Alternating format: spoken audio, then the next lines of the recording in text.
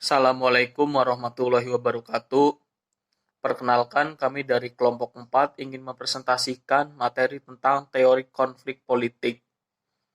Dengan saya sendiri, Muhammad Fikri Maulana, ingin menyampaikan materi teori konflik politik. Menurut Webster, istilah konflik di dalam bahasa aslinya berarti suatu perkelahian, peperangan, dan perjuangan. Lebih lanjut, Webster mendefinisikan konflik berarti persepsi mengenai perbedaan kepentingan atau suatu kepercayaan bahwa aspirasi pihak-pihak yang berkonflik tidak dapat dicapai secara stimulan. Sedangkan menurut Pringgodikdo, kata konflik berasal dari bahasa Latin, yaitu conflictus, yang artinya pertentangan atau perselisihan. Dengan demikian, secara umum, merupakan perwujudan dari bermacam-macam perselisihan antara dua pihak atau lebih, baik merupakan konflik pribadi atau konflik yang bersifat kelompok. Dalam kehidupan sosial, konflik dipandang sebagai hal yang lumrah, karena dalam interaksi sosial perbuatan satu orang akan sangat mungkin untuk bertentangan dengan perbuatan orang lain. Tidak pernah terjadi dalam kehidupan masyarakat akan terciptanya hubungan harmonis yang mutlak. Sebagaimana ditegaskan oleh masyarakat memang berbeda. Menurut Laurent Mosielli, perbedaan itu sendiri sudah merupakan faktor yang menjadi persyarat konflik. Beberapa hal yang merupakan perbedaan itu adalah: pertama, perbedaan temperamen dan kepribadian. Temperamen merupakan faktor intern setiap individu dan faktor itu pasti akan mewarnai bentuk dan kualitas kepribadian seseorang.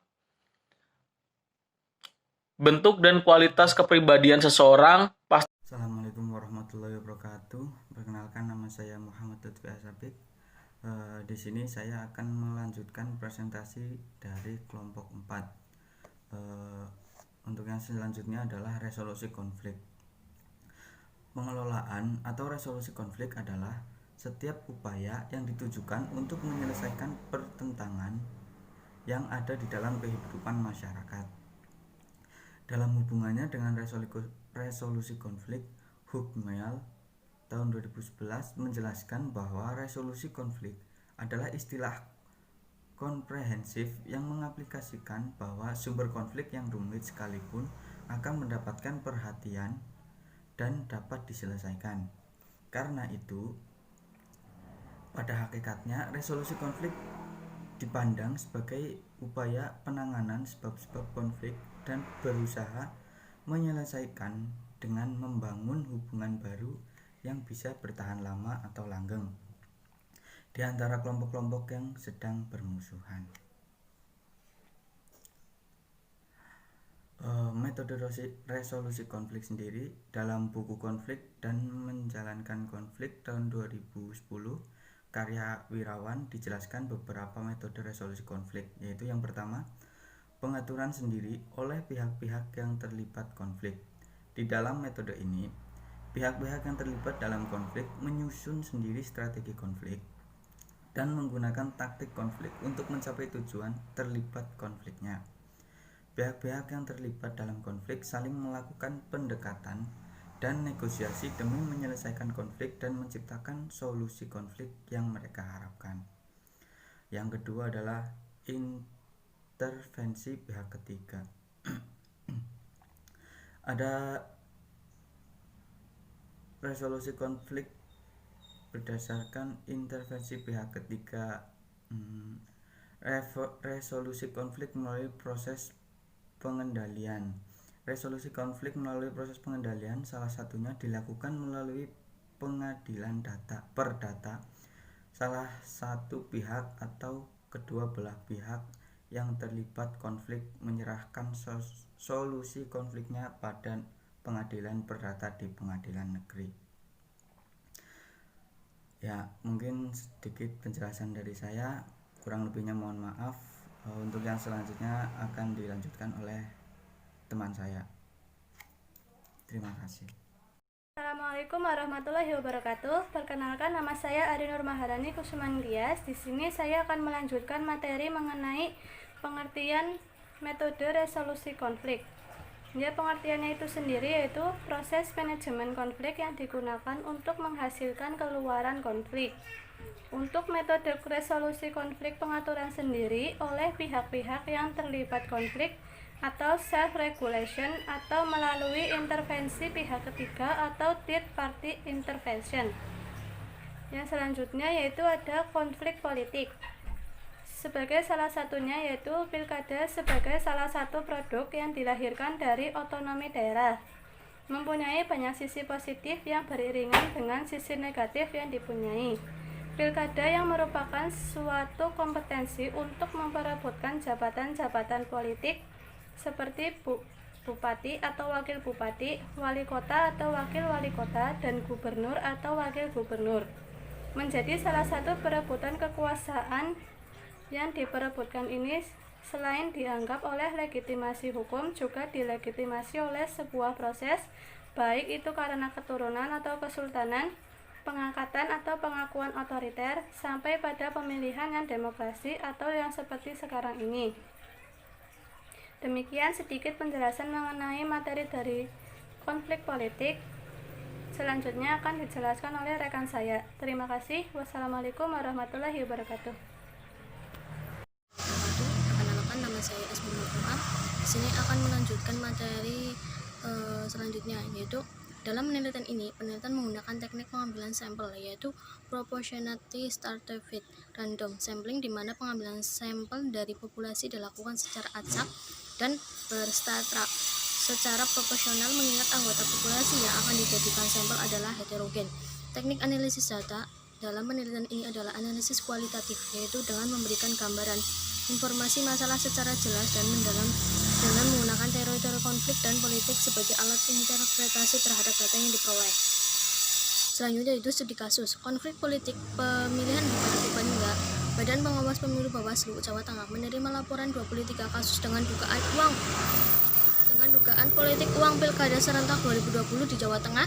Pelanggaran itu terjadi sejak masa tenang pada 6 Desember 2020 hingga saat ini pencoblosan. Laporan politik uang rata-rata pemberian uang yang jumlahnya bervariasi. Ada yang membagi-bagikan uang dalam envelope, kecuali Kota Magelang unsurnya masih menjanjikan dalam bentuk pembagian kartu penggerak, kata Koordinator Divisi Penindakan Bawaslu Jawa Tengah. Menyebut dugaan pelanggaran itu dilaporkan ke Bawaslu Kota Kabupaten di 6 dari 21 daerah yang menggelar Pilkada 2020 di Jateng. 6 daerah itu yakni Kota Magelang dengan 2 kasus, Kabupaten Purworejo 1 kasus, Kabupaten Pekalongan 1 kasus, Kabupaten Pemalang 4 kasus, dan Kabupaten Purbalingga 14 kasus. Tambahan Kabupaten Kendal 1 kasus terangnya.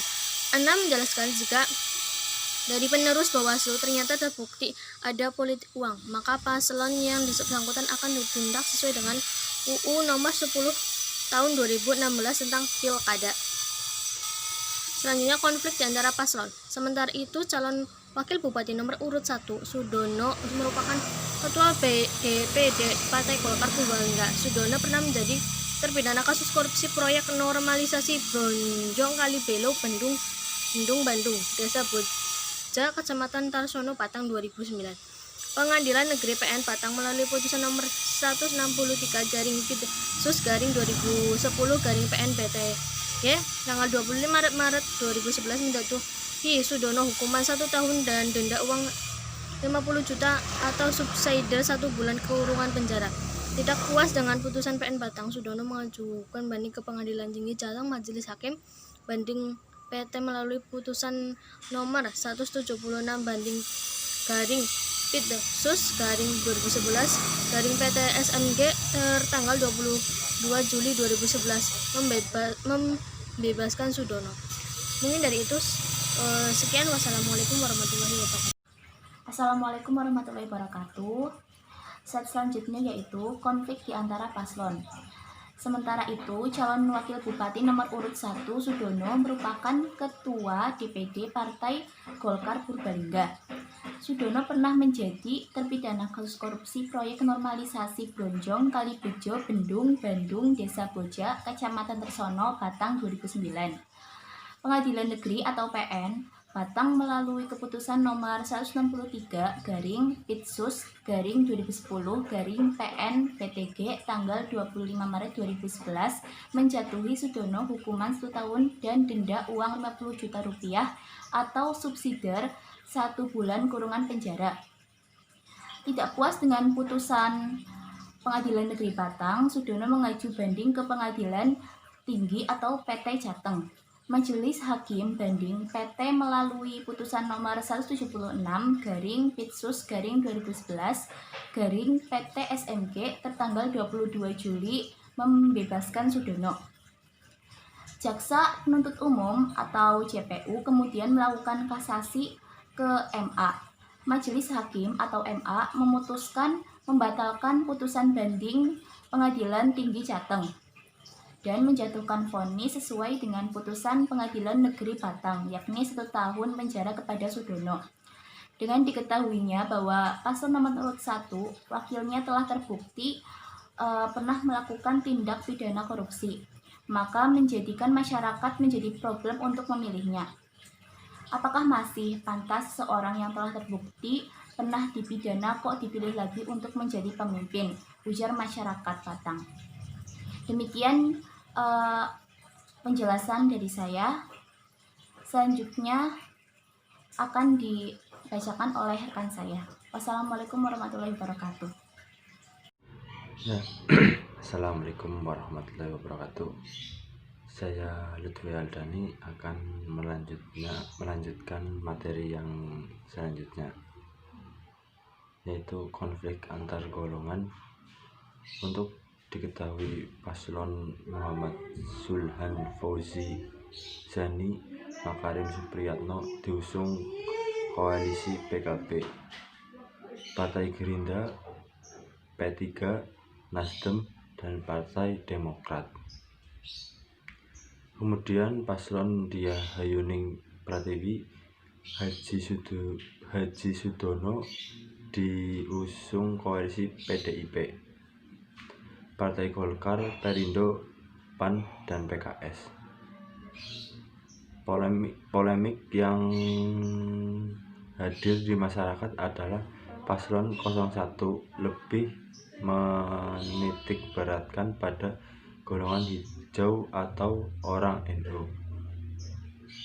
Sedangkan paslon 02, paslon pertahanan, adalah pada para pegawai PNS yang mana hadir isu-isu di masyarakat bahwa jika paslon nomor urut 2 kembali terpilih, maka para pegawai PNS akan dinaikkan gajinya. Selanjutnya adalah resolusi konflik politik Pilkada Kabupaten Purbalingga. Adapun resolusi konflik politik Pilkada Kabupaten Purbalingga yang terjadi antara Oji Zaini dan Dewi Dono, yang secara teori menurut wartawan adalah perlu adanya intervensi pihak ketiga. Dalam hal ini adalah pemerintah pusat memiliki peranan yang sangat besar dalam proses penyelesaian konflik politik di Kabupaten Purbalingga. Dan yang selanjutnya adalah hasil pemilihan dari Purbalingga. Adik ipar Gubernur Jawa Tengah Ganjar Pranowo, Zaini Makarim Supriyatno, maju Pilkada Purbalingga 2020 melawan petahana Diah Hayuning Pertiwi. Dari perhitungan suara dalam sistem informasi Rekaptulis KPU, Zaini mendampingi Zulhan Fauzi itu kalah. Dari data Sirekap KPU yang ditampilkan di website Pilkada 2020 kpu.go.id versi Senin 14 Desember 2020 pukul kurang lebih jam 8. Data telah masuk 100% dari 2129 tempat pemungutan suara atau TPS. Dan data tersebut paslon 01 Muhammad Zulhan Fauzi Zaini Makarim Supriyatno meraih 2.003.800 sekian suara atau 4,52%. Sedangkan paslon 02 Diah Hayuni Pratiwi dan Haji Sudono meraih kurang lebih 54,8%. Ya, itu yang saya dapat jelaskan. Selanjutnya akan diteruskan oleh teman saya. Sekian, wassalamualaikum warahmatullahi wabarakatuh. Siapa yang ininya banyak ya, siapa yang membagikan banyak kepada warga, itulah yang biasanya akan menang. Walaupun itu tidak mutlak sih ya, tapi anggapan warga itu seperti itu. Ini termasuk juga dalam kasus politik ya. Ini kan kalau seperti ini, siapa yang mau disalahkan ya kan, sangat sulit sekali mencari jalan keluarnya. Nah, dari tim Bawaslu mengetahui hal tersebut, kemudian dia langsung dengan divisinya langsung menindaklanjuti ya ke pimpinan untuk dilaksanakan sebuah tindakan hukum tentunya. Ini beberapa ada yang ketahuan ya, dan alhamdulillah tidak sampai ricuh, dan itu sudah bisa diselesaikan di tingkat kabupaten saja. Nah, itu konfliknya yang terjadi kemarin sebelum pilihan berlangsung. Kemudian yang kedua ada yang namanya gesekan antar paslon atau konflik di antara pasangan calon wakil bupati dan bupati tersebut. Nah, di sini dalam pilihan bupati kemarin Purbalingga kan ada dua pasangan calon. Yang satu nomor urut 1 maksudnya itu orang baru, laki-laki semua. Kemudian yang pasangan nomor urut 2 adalah pilihan bertahan, artinya yang tahun lalu masih bupati sekarang menjabat lagi, itu di nomor 2-nya Ibu Tiwi dan juga Bapak Sudono itu wakilnya. Nah, di sini terjadi gesekan sebuah di masyarakat mengenai ini pasangan calon ini ya, karena diketahui dan juga itu sudah beredar di media manapun karena sudah terbukti tanda tangannya bahwasanya calon wakil bupati nomor urut 2 ini pernah dipidana. Nah, ini kan tentunya di pola pikir masyarakat ibaratnya ini orang kan sudah pernah korupsi dan terbukti, sudah ada tanda tangan dan pengakuannya, kok kenapa ini menjabat lagi kayak gitu, menjabat lagi di walaupun di lain posisi ya, tapi kan tentunya saya rasa nggak relevan itu. Orang sudah pernah divonis penjara, udah pernah dipidana, tentunya sudah bertanda tangan atas nama terang dan lain sebagainya, kok bisa menjabat lagi. Ini kan saya rasa dan juga warga masyarakat ini kurang setuju kayak gitu loh. Kok ibaratnya ini orang kan sudah pernah korupsi dan terbukti, sudah ada tanda tangan dan pengakuannya, kok kenapa ini menjabat lagi kayak gitu, menjabat lagi di walaupun di lain posisi ya, tapi kan tentunya saya rasa nggak relevan itu. Orang sudah pernah divonis penjara, udah pernah dipidana, tentunya sudah bertanda tangan atas nama terang dan lain sebagainya, kok bisa menjabat lagi. Ini kan saya rasa dan juga warga masyarakat ini kurang setuju kayak gitu loh, kok bisa gitu kan. Dan tentunya juga penilaian masyarakat rendah ini menjadikan gesekan paslon itu menyebarluaskan tanda bukti bahwasanya yang atas nama Bapak Sudono, calon wakil bupati nomor urut 2 ini pernah dipidana, dan ini kabar ini disebarluaskan. Saya rasa ini termasuk menyebarluaskan aib, jadi nggak perlu lah ya, kalau yang sudah tahu ya sudah, nggak usah perlu disebarluaskan, karena ini tentunya merugikan juga, nantinya tidak perlu berjujur dan adil kayak gitu. Itu topik yang kedua dalam konflik ini. Yang pertama tadi politik uang, kemudian gesekan di calon pasangan bupati dan wakil bupati, dan yang ketiga di sini ada konflik di partai atau di golongan. Nah, jadi kemarin pasangan nomor urut 01 adalah Kang Osi dan Zaini, itu termasuknya sebuah gus atau kiai ya. Jadi di sini dia diusung oleh partai PKB tentunya, yang warna hijau, domisili hijau, dan di situ kebanyakan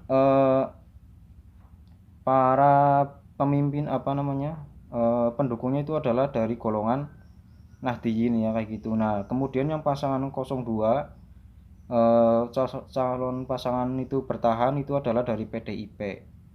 Nah, kemarin sempat ada nih di sini konflik juga ya, bahwa semua yang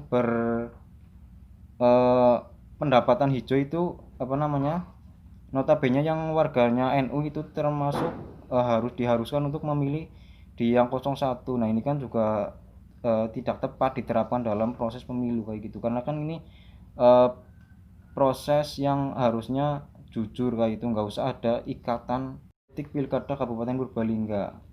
Adapun resolusi konflik politik ini pilkada Purbalingga yang terjadi ada antara Osi Zaini nomor 1 dan Tiwidono nomor 02. Secara teori menurut Warawan ya, tahun 2010 titik 2 117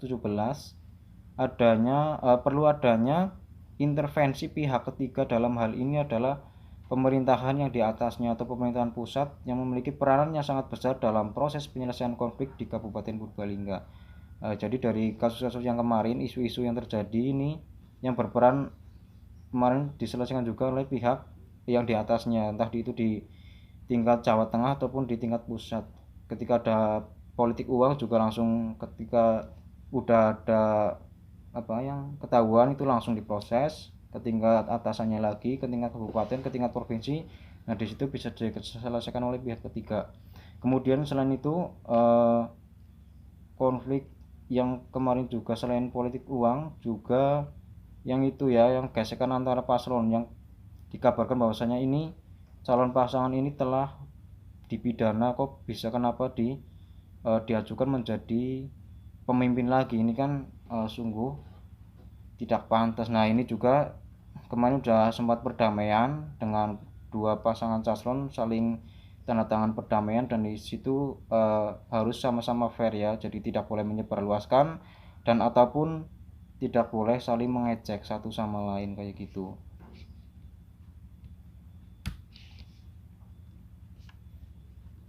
Nah, itu saja yang dapat saya sampaikan mengenai konflik politik.